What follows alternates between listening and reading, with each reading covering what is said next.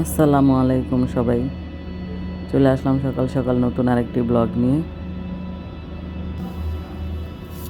সকাল সকাল বারান্দায় রোদে বসে পড়লাম কাটাকাটি করতে। আজকে মুরগি রান্না করব, তো আমি পেঁয়াজ কেটে নিলাম এভাবে, বেশি কুচি কুচি করে কাটেনি। এখন আমি আলু কেটে নেব, নতুন আলুগুলো ছিলে নিচ্ছি। আলুগুলো যেহেতু বেশ লম্বা, মাঝখান দিয়ে ফেরে 3টা পিস করব, কিউব সাইজ করে কেটে নিব।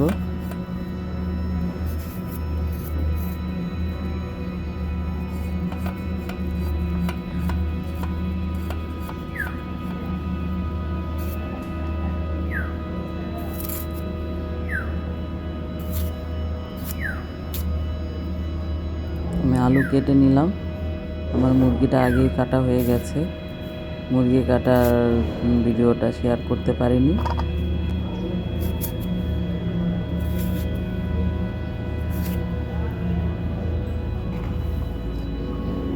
দেখুন এভাবে আমি কেটে নিয়েছি আলু। তো এখানে নিব আমি অর্ধেক রসুন, বড় বড় রসুন ওটার অর্ধেক নেবেন। এগুলো আস্তে আস্তে দিয়ে দিব তরকারিতে। বড় রসুন অর্ধেক, ছুলে কোয়াগুলো নিব শুধু। তো এই রোদে বসে বসে চা খেলাম আর সবজি কাটলাম, রোদ পোহানো হলো, চা খাওয়া হলো। এখানে আমি মুরগি কেটে নিয়েছি, মুরগির চামড়াটাও বেছে নিয়েছিলাম। বাছার পরে হালকা একটু পশম থেকে যায়, সেটা একটু পুড়ে নিতে হয়, সেটা তো সবাই জানেন। আপনারা অবশ্যই সবাই খুব ভালো রাঁধুনি, আমি শুধু আপনাদেরকে দেখাই আমি কিভাবে রান্না করি প্রতিদিন, সেটাই আমি আপনাদের সাথে শেয়ার করি। তো আমি এগুলো পুড়ে নিয়েছি, ভালো করে ধুয়ে নিয়েছি।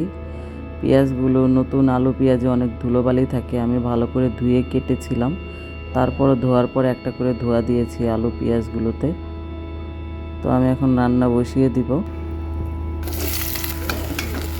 দিয়ে দিলাম পেঁয়াজটা হালকা ভাজা ভাজা করব।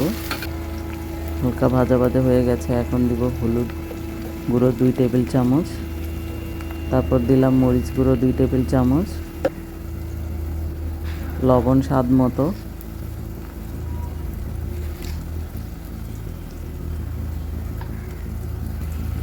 এখন দিয়ে দিলাম আস্তা মশলা, এলাচ, দারচিনি, লবঙ্গ, গরম মশলা আর তেজপাতা।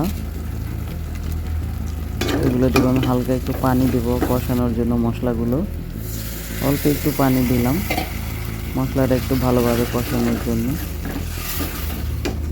তো এখন আমি দিয়ে দিলাম আদা রসুন পেস্ট 3 টেবিল চামচের মতো। এখানে আদা রসুন জিরা বাটা একসাথেই আছে, 3 টেবিল চামচ পরিমাণ দিয়ে দিয়েছি। এখন দিয়ে দিচ্ছি মুরগি।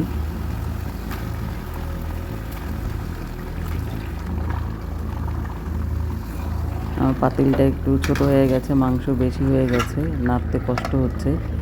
ভালো করে ঢাকনা দিয়ে দিলাম, মশলাগুলো নেড়েচেড়ে। প্রায় 15 মিনিট পর আমি ঢাকনা উঠিয়েছি। 15 মিনিট পর দিয়ে দিব আলুগুলো একটু নেড়েচেড়ে দিচ্ছি। আলুগুলো নেড়েচেড়ে আমি আবার ঢাকনা দিয়ে 15 মিনিট রান্না করব। চলে এলাম আমি 15 মিনিট পর। এখন দিয়ে দিব আস্ত রসুন এবং মুরগির ডিমগুলো, এগুলো আগে দিলে ভেঙে যেত। এখন হালকা একটু নেড়ে চেড়ে দিব যাতে এগুলো ভেঙে না যায়। আপনারা অবশ্যই মনে করে এটা তরকারি যখন সেদ্ধ হয়ে যাবে মাংসটা তখন দিবেন, আগে দিলে কিন্তু কলিজাটা আর ডিমটা ভেঙে যায়। তো আমি এখন পানি দেব অল্প একটু, তারপর চুলার আঁচ কমিয়ে প্রায় 20 মিনিট রান্না করব। হয়ে গেছে আমার মাংসটা, দেখুন উপরে সব তেল চলে আসছে। এগুলো সব তেল, এগুলো কিন্তু ঝোল না, পানি না, এগুলো হচ্ছে তেল। দেখুন আমার মাংসটা খুব সুন্দর হয়ে গেছে, খুব সুন্দর ঘ্রাণ বের হয়েছে।